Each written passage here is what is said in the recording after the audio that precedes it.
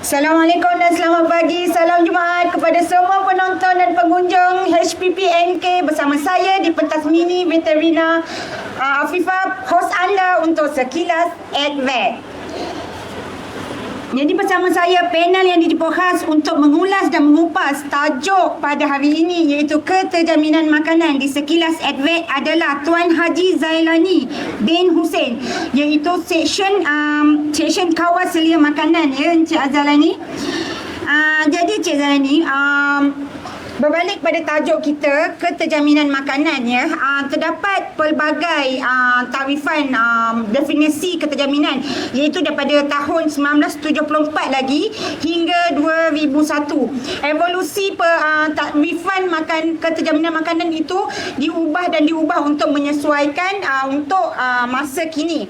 Saya definisikan yang mana untuk tahun 2001 yang telah ditakrifkan oleh Food and Agriculture Organization, iaitu security makanan boleh ditakrifkan sebagai keadaan di mana semua orang mempunyai akses fizikal, sosial dan ekonomi kepada makanan yang mencukupi, selamat dan berkhasiat.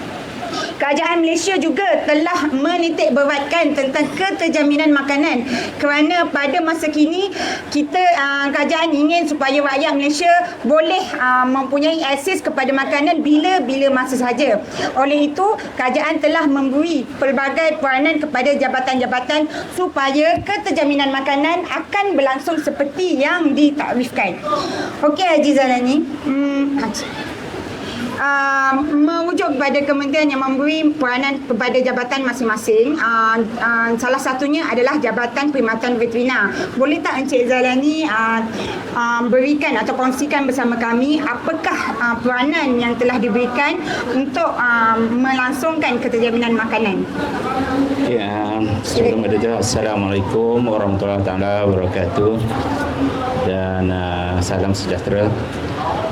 Di pagi Jumaat yang mulia ini, jadi kita bersiaran sedikit bersama-sama pengunjung-pengunjung dan rakan-rakan kita di talian berkaitan dengan keterjaminan makanan. Cumanya kalau kita tengok skop keterjaminan makanan ini adalah satu skop yang luas. Cuma saya akan lebih fokus kepada bidang Jabatan Perkhidmatan Veterina lah. Di mana kalau kita tengok dari segi food security ni, dia merangkumi semualah sebenarnya, pertanian, veterina, dari segi safety sebenarnya kan. Jadi bila sekarang kita akan fokus, saya akan cuba fokus kepada bidang veterina itu sendiri. Saya akan kaitkan berkenaan dengan peranan Jabatan Perkhidmatan Veterina, di mana untuk Jabatan Perkhidmatan Veterina ni kita ada peranan atau kita panggil objektif asas jabatan lah. Iaitu yang pertama adalah untuk mengawal, mencegah dan menghapuskan kawalan penyakit. Sebab kalau kita tengok dari segi kawalan penyakit ni juga akan mengganggu gugat keterjaminan makanan kita lah. Sebab sekiranya kita sudah ada sumber, tapi kalau dari segi keselamatan penyakit ataupun berlakunya satu-satu wabak, akan berlaku bekalan makanan yang terputus kan. Sebab kalau penyakit dia boleh terbagi pada dua lah. Satu yang menyebabkan kesan kepada ternakan itu sendiri, di mana ternakan akan terdedah dengan penyakit dan akan berlaku kematian. Yang kedua, kemungkinan keternakan tu prestasi dia menurun, jadi pengeluaran dia akan berkurang. Dan kalau yang lebih teruk lagi, kita tengok dari segi kematian lah, mungkin menyebabkan kematian yang mendadak lah. Okey, yang kedua kita tengok dari segi pengeluaran, maknanya pengeluaran hasil ternakan itu. Skop kita yang kedua iaitu peranan jabatan tadi, bagaimana saya bagi tahu pengeluaran. Bila sebut pengeluaran ternakan ni, kita tengok dari segi hasil ternakan dan makanan haiwan. Okey, untuk pengeluaran ternakan biasanya bergantung kepada pengeluaran hasil kan, dan pengeluaran hasil ternakan lebih bergantung kepada kita tengok peratus dia lebih bergantung kepada makanan ternakan itu sendiri kan. Di mana sekiranya makanan ternakan tidak mencukupi, dan dengan sendiri prestasi pengeluaran ternakan akan menurun. pada asasnya setiap ternakan memerlukan sekurang-kurangnya 10% daripada berat badan dia lah untuk makanan. Jadi dari segi makanan kita akan fokus lebih sikit sekarang. Cuma saya akan terus pada yang peranan yang jabatan yang ketiga, kita akan masuk pada pemeriksaan daging. Okey, khusus pada pemeriksaan daging, telur, makanan haiwan dan penghasilan, pemprosesan hasilan lah. Ini kalau kita boleh kaitkan dari segi food security, dari segi safety lah. Bila dah ada keterjaminan makanan, kita kena tengok dari segi keselamatan bahan makanan tu pula kan. Dan di situlah perlu ada peranan di mana peranan jabatan mengawal dari segi keselamatan, kebersihan makanan itu sendiri supaya makanan tu dapat dikonsum, digunakan oleh pengguna dengan selamat. Yang keempat adalah pengawalan import dan ekspor ternakan. Ini termasuklah hasil ternakan dan juga makanan ternakan itu sendiri. Kalau kita tengok keperluan makanan kita tidak bergantung sepenuhnya daripada pengeluaran tempatan. Jadi untuk menampung kekurangan itu kita perlukan import makanan daripada luar lah. Dan sekiranya ada lebihan kita ekspor kan.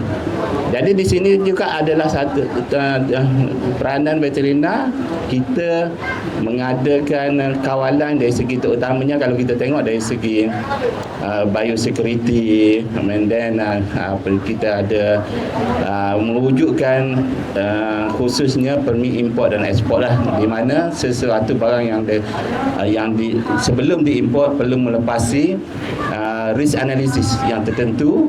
Dia akan ada tim yang akan menjalankan risk analysis di suatu negara, dan sekiranya lulus dari segi faktor risk analysis tu baru bahan-bahan ternakan atau bahan makanan tu boleh dibawa masuk ke Malaysia lah khususnya.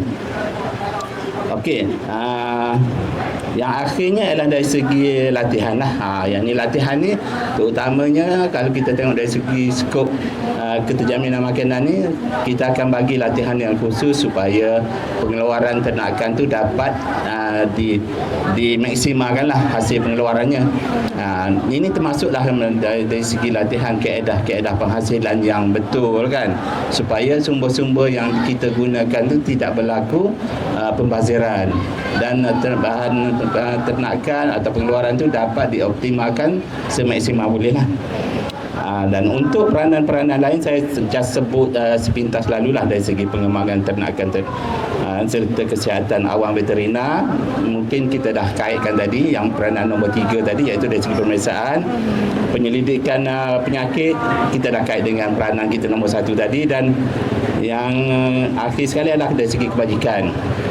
Dan kebajikan ni dari segi terutamanya merangkumi kebajikan, kalau kita tengok dari segi walaupun kita mengeluarkan hasil ternakan tu, tapi kaedah pengeluaran tu perlu melalui tahap-tahap yang tertentu lah supaya hasil ternakan tu mematuhi kebajikan, iaitu keperluan asas untuk ternakan tu. Jadi kita tidaklah kita panggil manipulate ternakan tu hanya untuk mendatangkan hasil saja atau untuk memaksimalkan pengeluaran saja. Saya rasa itulah untuk yang first yang pertama ini. Okey. Jadi selepas mendengar yang Cik Zalani cakap peranan 1, peranan 2 dan sebagainya, memang kita nak mengeluarkan hasil terbaik, tapi kita kena juga jaga kebajikan haiwan ya. Tahunan lepas kita dah ada bercakap pasal kebajikan haiwan. Jadi kalau siapa nak tengok balik kebajikan haiwan, boleh tengok kembali dalam Facebook Veterina Negeri Kelantan. Okey, sekarang melihat pada yang Cik Zalani ada nyatakan tentang makanan tidak mencukupi ataupun pemberian makanan kepada haiwan adalah sebanyak 10% dan juga daripada berat badan, dan juga perlunya ekspor makanan daripada luar negara untuk kalau tak mencukupi untuk bagi makanan ternakan, menunjukkan betapa pentingnya pemakanan kepada haiwan ternakan itu sendiri. Jadi macam yang dikatakan, sebelum kita nak menghasilkan sesuatu seperti daging yang berkualiti, kita haruslah bagi makanan yang berkualiti kepada ternakan juga. Jadi Haji, kita dapat tahu yang ada Akta Makanan Haiwan yang telah ditubuhkan ya pada tahun 2009 dia ditubuhkan khas untuk makanan haiwan ternakan. Jadi boleh tak Encik Haji Zalani terangkan apa tu sebenarnya Akta Makanan Haiwan? Okey, terima kasih Encik Afifah. Okey, untuk saya kaitkan dengan tajuk besar kita tadi, cuma saya akan cuba fokus kepada bidang saya lah, iaitu saya daripada bahagian kawasan makanan haiwan. Jadi kita akan fokus dari segi pengawalan bahan makanan tersebut supaya dia sesuai dan selamatlah, terutama kepada ternakan lah. Okey, untuk itu sebenarnya kita ada di bawah Jabatan Perkhidmatan sendiri, kita ada Akta Makanan Haiwan lah. Tahun 2009, akta ini adalah kita panggil Akta 698. Telah diwakilkan pada 2009. Di mana akta penubuhan akta ini adalah tujuannya adalah untuk mengawal selia kualiti makanan haiwan. Itu adalah tujuan utama dia. Dan dengan mengawal selia kualiti makanan haiwan dia, kaedahnya adalah dengan mengawal pengimportan. Dia terbagi kepada 3 lah kaedah dia, skop dia, iaitu kita mengawal pengimportan, kita mengawal pembuatan, dan kita mengawal penggunaan bahan mentah, serta akhir sekali kita mengawal dari segi penjualan. Kalau kita tengok 3 skop utama, iaitu pengimportan, sekiranya bahan ternakan tersebut diimport daripada sumber luar negara, iaitu dari segi pengimportan. Yang kedua adalah pembuatan. Pembuatan ni di mana sekiranya bahan makanan ini dibuat di dalam negara, dan kita akan kawal dari segi pembuatannya. Maknanya dari segi bahan mentahnya kita akan tengok. Yang ni mungkin kita akan pergi lebih detail lah kalau tengok, kalau kita nak sebut satu persatu kan. Okey, yang terakhir adalah dari segi penjualan. Jadi kalau kita tengok di peringkat perimportan dah kita kawal, dari segi pembuatan kita dah kawal, dan akhir sekali kita tengok dari segi penjualan. Dan penjualan ni di mana setiap bahan-bahan mentah yang tadi yang diimport, yang dibuat, perlu dijual. Bila dijual, kita tengok pula dari segi penjualan, tempat jualan dia, cara penyimpanan semasa jualan, dan ini bila merangkumi, kita cuba rangkumkan 3 perkara asas ini, dan inilah boleh kata dia punya summary daripada akta makanan kita. Dan tujuan dia tadilah untuk memastikan makanan haiwan memenuhi keperluan nutrien, iaitu keperluan zat makanan bagi haiwan, dan tidak memudaratkan haiwan, dan makanan yang dihasilkan tadi oleh pembuat, diimport ataupun dijual tadi tidak tercemar. Dan khususnya satu lagi, supaya makanan dan keluaran haiwan tadi selamat untuk dimakan oleh manusia. Kita tengok mula-mula tadi haiwan, kita 4 bahagian haiwan kita dah kontrol dari segi pengimportan, pembuatan dan penjualan, dan tujuannya tadi dia akan pergi kepada pengguna kan. Bila pengguna, kita pastikan kawalan ini memastikan bahan makanan tu selamat dimakan oleh haiwan, dan pengeluaran hasil daripada haiwan tu selamat dimakan oleh kita semua lah. Di situ asas akta makanan haiwan ini. Terima kasih Encik Zalani. Jadi Encik Zalani nak tanya lah kan, dalam akta makanan haiwan, adakah hanya ada seperti macam untuk dedak saja ke, jagung saja ke, ataupun ada benda lain selain pada makanan haiwan tu sendiri secara tarifannya? Secara khususnya. Khususnya. Okey, maknanya kita cuba pergi lebih mendalam sikit lah kan. Okey, cuma sebelum pada tu saya just nak terangkanlah di mana skop bila kita skop kita maksudkan Akta Makanan Haiwan tu apa skop dia, ataupun mudahnya sebab kalau kita tengok nama dia lah Akta Makanan Haiwan. Apakah haiwan? Adakah yang merangkumi lembu, kambing saja ataupun macam mana kan? Okey, kalau kita tengok di bawah Akta Makanan Haiwan ni dia merangkumi semua haiwan sebab perkataan yang kita guna adalah haiwan. Dan bila kita sebut haiwan ni termasuklah lembu kan. Kalau yang di bawah veterina sendiri kita ada lembu, kita ada kambing kan. Maknanya ruminan lah. Dan skop Akta Makanan Haiwan ini termasuk juga meliputi juga serangga. Kan? Buat apa kan Jabatan Veterina menjaga serangga? Sebab serangga ni sebenarnya di bawah pertanian. Kalau kita tengok kan, Jabatan Pertanian. Jadi sebenarnya dia di bawah Akta Makanan ini sebenarnya ditubuhkan bukan di bawah veterina sahaja, Jabatan Perkhidmatan Veterina sahaja, tetapi ahli-ahli dia terdiri daripada semua agensi.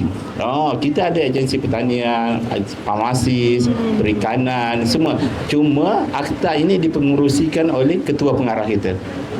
Ketua pengarah Jabatan Perkhidmatan Veterina lah. Jadi berbalik kepada skop haiwan yang diliputi oleh akta ini, saya sebut tadi serangga kan. Dan kalau kita tengok ikan, ikan maknanya skop yang lebih besar haiwan-haiwan akuatik lah. Kalau kita tengok ikan ataupun contoh macam belut ke kan, maknanya merangkumi selagi makanan tu katakan diimport untuk diberi pada ikan ataupun serangga, dan tak terkeluar daripada skop haiwan ni juga adalah amfibia. Amfibia ni apa? Katak. Contohnya katak kan. Kalau kita tengok ada juga Akta Makanan Haiwan. Sebab kalau sekali sepintas lalu lah kita tengok bela katak kan. Perlukah ada akta makanan tu akta makanan, perlukah kawal dia punya tu kan? Ya, betul. Tapi memang merangkumi kan, kita merangkumi keseluruhan sebab kita itu pokok asas dia tadi Akta Makanan Haiwan. Kalau seperti unggas burung apa ni termasuklah ayam itu memang sudah tentu lah kan, sebab antara populasi yang terbesar kita tengok unggas, lembu, kambing kan. Dan satu lagi tak lupa adalah reptilia. Sebagaimana yang ada dekat petting zoo kita tu kan. Jadi makanan-makanan yang dikeluarkan khusus untuk reptilia, iaitu ular, iguana kan, pun termasuk di bawah Akta Makanan Haiwan ini. Terdapat berbagai jenis binatang yang termasuk sekali dalam Akta Makanan Haiwan, bukan saja lembu, kambing dan sebagainya. Ya, itu yang menarik berkaitan dengan akta. Jadi sebab kita hanya sebagai jawatan kuasa, di peringkat jabatan kita dibentuk sebagai jawatan kuasa kepada akta ini. Dan tadi sebagaimana saya sebut dipengerusikan oleh KPG, Jabatan Perkhidmatan Veterina, dan ahli-ahlinya terdiri daripada pelbagai agensi. Okey, sekarang sebagaimana yang Cik Afifah tanya tadi dari segi kategori kan, kita sebut sepintas lalu kan kategori tadi. Okey, untuk kategori kalau berdasarkan haiwan yang kita merangkumi bawah akta tadi, reptilia, amfibia kan, ternakan ruminen, non-ruminen kan. Jadi kategorinya kalau kita tengok kita boleh pecahkan kepada 7 kategori lah. 7 kategori. Yang pertama adalah bijirin. Bila kita sebut bijirin, iaitu jagung, soya, barley, ini termasuk bawah kategori bijirin. Semua tertakluk pada akta ini. Yang kedua ialah produk kimia. Yang merangkumi kimia adalah contohnya kan vitamin kan, suplemen kan, sebab vitamin ni diberi terus kepada ternakan kan, supaya ternakan tu cepat membesar ke kan, supaya dia ada selera makan. Jadi di sini kita akan kawal dari segi penggunaan vitamin itu, adakah dia melebihi dari segi dos dia tu, ataupun ada bahan-bahan yang terlarang dalam kandungan pemberian vitamin tu. Jadi walaupun nama dia vitamin, tapi bukan sesuka hati kita boleh bagi. Ya, dia ada level-level yang tertentu lah. Okey, yang ketiga adalah kita tengok produk biologi, iaitu di mana biologi ni kita tengok bila disebut produk biologi, maknanya benda hidup kan, bahan hidup yang diubah suai kemungkinan. Contohnya penggunaan kita panggil dalam vaksin. Kalau kita tengok ada kaedah penghasilan vaksin ni, iaitu kemungkinan antara kaedahnya kita mengambil vaksin atau virus penyakit tu dan kita lemahkan. Jadi di sini kita tengok adakah tahap mana vaksin tu dilemahkan, virus tu dilemahkan sebelum vaksin ini disuntik dalam ternakan yang disebut tadi lah. Ataupun selain padanya ada enzim kan, enzim ataupun hormon, penggunaan hormon-hormon yang tertentu untuk mengandung timbus. ya, untuk penghasilan hormon untuk kepentingan kan, ataupun growth promoter kita panggil kan. Jadi benda-benda ni semua terkandung dalam produk-produk biologik. Yang keempat adalah dari segi forage. Forage ini ialah dari segi khusus dari segi pengeluaran bahan-bahan serat untuk ternakan. Contohnya hay ataupun silage, penggunaan silage kan, ataupun penggunaan rumput alfalfa, contoh katakan yang diimport, ataupun penggunaan rumput dari tempatan kita sendiri. Ini terkandung sebab mungkinan rumput ini dia rumput saja, kemungkinan dia dah ada campuran tertentu. Jadi yang tu kita nak kena tengok, ataupun pembajaan dia macam mana, kaedah penghasilan dia tu. Okey. Kemudian yang lebih khusus adalah seterusnya ialah produk sampingan haiwan. Iaitu maksud produk sampingan haiwan ni adalah produk bila bahan-bahan haiwan yang diproses. Paling simple kita katakan bulu ayam lah kan.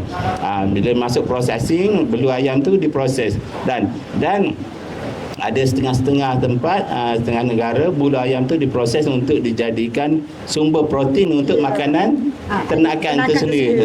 Okey, jadi di situ pengawalan dia. Sebab kalau kita tengok kadang kemungkinan kan, ada kemungkinan haiwan yang diproses tadi mungkin dah ada penyakit-penyakit tertentu. Jadi dengan sendirinya dia dah ada bakteria ataupun virus, dan part-part yang dibuang daripada pemprosesan tu kita semula untuk dibagi pada ternakan yang baru. Jadi di situ pengawalan kita. Di situlah kita tengok dari segi pembuatan. Kita akan teliti satu persatu dari segi pembuatan bahan makanan tadi. Dan banyak panjang cerita juga kan. Kalau nak cakap apa yang banyak lah kan. Okey, jadi kita ambil ada dua lagi, iaitu produk sampingan pertanian. Di sini saya sebut produk sawit. Contoh sawit ni skop dia luas. Contohnya macam makanan pellet kita kan. PKE itu adalah produk sampingan pertanian kan, khususnya sawit. Jadi PKE itu kita tengok juga penghasilan pellet tu adakah bahan-bahan lain walaupun dipasarkan atas nama PKE, palm kernel cake, adakah palm kernel ekstrak tadi, adakah ia 100% palm kernel ekstrak tanpa campuran bahan-bahan lain, kan ada campur benda lain. Ya, jadi di situlah kita akan cuba buat pengawalan.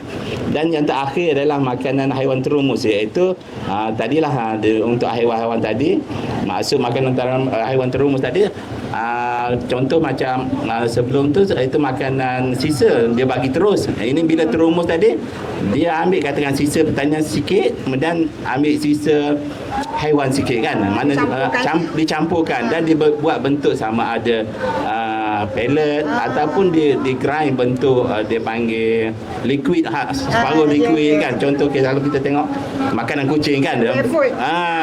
Baby food kan, baby food, and then benda-benda ni dirumus, diformulasikan menjadi bahan-bahan untuk makanan ternakan sendiri balik. Di situlah kategori-kategori makanan haiwan yang diliputi oleh Akta Makanan kita tadi. Itu ada 7 kategori.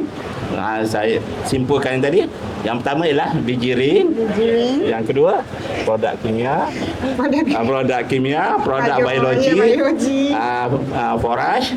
lepas tu produk sampingan haiwan, produk sampingan pertanian, dan last sekali produk haiwan Produk haiwan tu. terumur.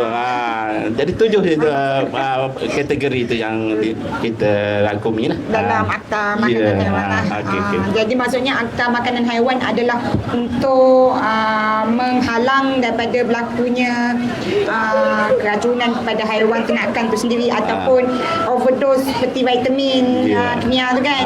Kalau macam vitamin memang bagus, tapi kalau overdose itu tidak bagus sebenarnya.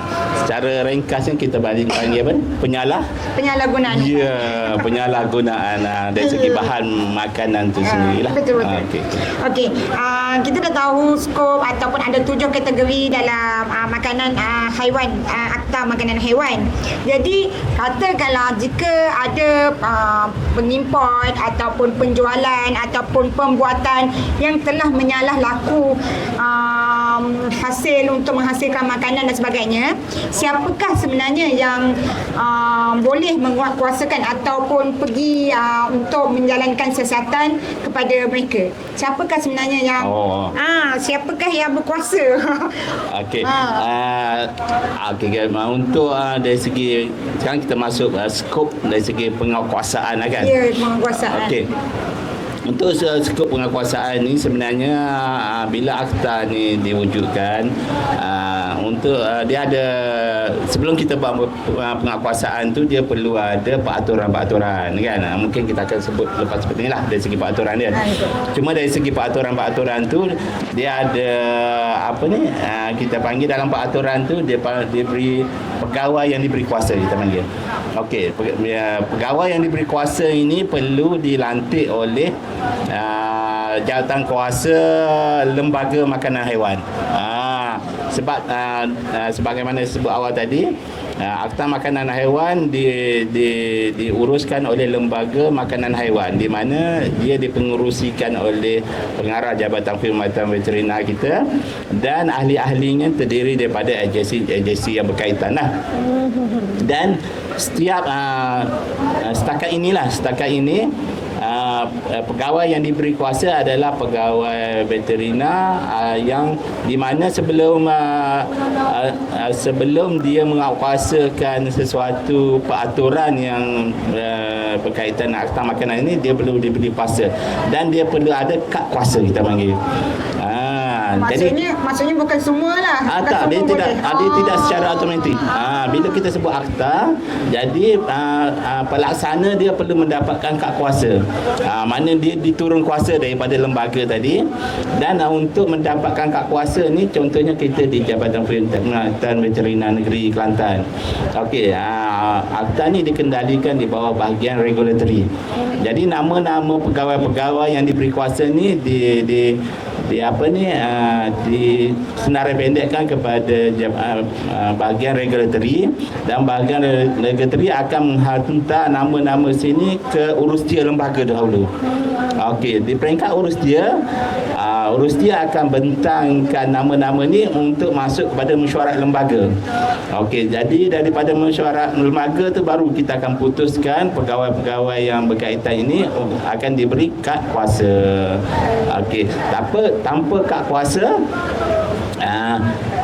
pegawai ini hanya dia dari segi tidak boleh merasakan sepenuhnya lah. Tapi kita ada di bawah Jabatan Perkhidmatan Veterina, kita ada akta haiwan kan. Jadi biasanya dia berkait, walaupun mungkin kelos kata pegawai itu tidak ada kuasa, tapi benda ni boleh dikaitkan lagi lah. Dia ada kelos-kelos tertentu yang boleh direlatekan dengan makanan haiwan. Dan cuma bila kita nak buat pendakwaan, pendakwaan, bila untuk pendakwaan ataupun pengambilan sampel khusus untuk kes-kes yang telah dikenal pasti, hanya pegawai yang ada kad kuasa ni sahaja yang akan melaksanakannya. Sebab sekiranya kita masuk dari segi perundangan, bila dah naik mahkamah kan, sekiranya pegawai yang ambil tindakan tu tak ada kad kuasa, jadi benda tu di luar skop lah. tak laku lah. Ya. Tak laku, tak sah. Okey, itu secara asas dia ni. Asas. Okey, kita tengok masa pun dah nak dekat habis sebenarnya. Jadi sebelum kita nak habiskan masa, kita nak tanya satu je lagi soalan Yeah. Soalan ni kita dah tahu apa itu Akta Makanan Haiwan, apa dalam Akta Makanan Haiwan tu ada apa semuanya, dan siapa yang boleh menguruskan atau berkuasa untuk membuat saman dan sebagainya. Jadi Cik Zarani nak tanyalah kan, sebenarnya apa sebenarnya impak kepada ternakan, penternak, masyarakat dan negara jika Akta Makanan Haiwan ini tidak dijalankan seperti yang tak diikut. Senang kata orang suruh buat A, kita pergi buat Z, tapi tak ada orang pun ambil tahu macam tu. Okey, kita bayangkanlah macam inilah. Tadi pada peringkat awal tadi kita dah terangkan Akta Makanan dan peranan dia kan. Cuma sebenarnya yang tadi dah menjawab soalan ni. Cuma tadi kita just secara positif. Cuma yang ni bila ni dia mesti kada negatif lah kan. Kita terbalikkan benda tu. Contohnya kan, sekiranya tanpa makanan Akta Makanan Haiwan ni, untuk kita tengok skop tadi, pengimport. Okey, pengimport boleh mengimport sesuka hati. Daripada luar negara dia boleh mengimport makanan ternakan ni sesuka hati tanpa ada kawalan. Jadi bila tiada kawalan, contohnya lah katakan yang paling simple kata nitrofuran kan. Nitrofuran ni adalah satu boleh kata grup promoter lah yang digunakan secara meluas untuk sebagai grup promoter khususnya kepada lembu ke pig section ke kan. Jadi sekiranya tanpa kawalan, ternakan makanan tadi boleh masuk dengan boleh masuk teruslah tanpa ada kawalan lah kan. Jadi kesan dia bahan makanan yang terlarang tadi ada dalam makanan haiwan tadi. Jadi bila bahan makanan haiwan dalam makanan tu ada, dia akan, kita sebagai pengguna akan consume benda tu. Jadi dia punya, kita panggil apa? Residu. Residu tu di situ dan kesan kepada pengguna lah. Itu dari segi pengimportan kan. Dan satu lagi untuk pengimportan pula tanpa akta ni, kita tengok kemungkinan berlaku import, sedangkan bahan makanan ni sepatutnya bahan-bahan mentah ni katakan boleh didapati dalam negara, tapi berlaku lambakan diimport daripada luar negara kan, sedangkan bahan dalam dan bahan asal dalam negara tidak laku ke apa kan, berlaku lambakan. Jadi di situ pengawalan kita salah satu lagi lah.